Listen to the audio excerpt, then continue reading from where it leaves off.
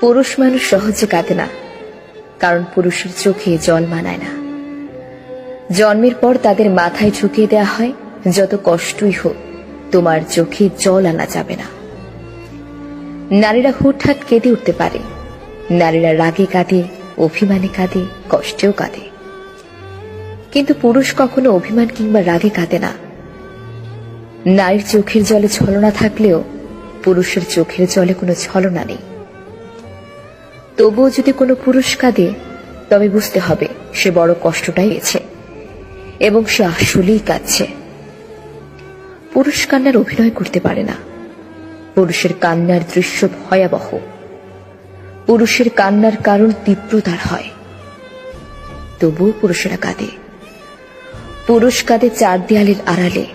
পুরুষ কাঁদে বারবার ইন্টারভিউ বোর্ডে ব্যর্থ হয়ে সার্টিফিকেটের দিকে তাকিয়ে। পুরুষেরা কাঁদে সংসারের চাহিদা না মেটাতে পেরে।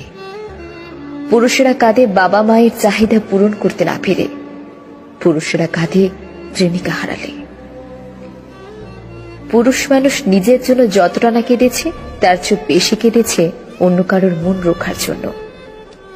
পরিবার, বাবা মা, ছেলে মেয়ে কিংবা প্রেমিকার আবদার পূরণ করার জন্য পুরুষের চোখের জল মাটিতে ফেলতে হয়, যা অনেক প্রেমিকাই জানে না। ইতিহাস বলে, যে নারী ইচ্ছাকৃতভাবে পুরুষের চোখের জলের কারণ হয়েছে, সেই নারীর জীবনে খুব একটা সুখী হতে পারেনি। এটা নয় কোনো পুরুষের অভিশাপ, এটা পুরুষের চোখের জলের কারণ আর দীর্ঘশ্বাস।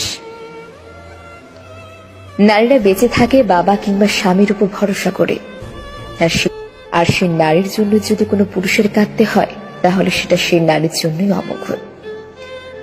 পুরুষের চোখের জল বিফলে যায় না, প্রকৃতি তার প্রতিদান দেয়। তবুও পুরুষেরা বীর। দিন শেষে একটা পরিবার, বাবা মা কিংবা একটা নারীর বেঁচে থাকার শক্তি। পুরুষকে কাঁদিয়ে যে নারী জীবনে বড় হতে চেয়েছে, তার সারা জীবন ভাঙতে ভাঙতে গেছে। কারণ একটা নারীর জীবনে স্রষ্টার পরই একজন পুরুষের স্থান।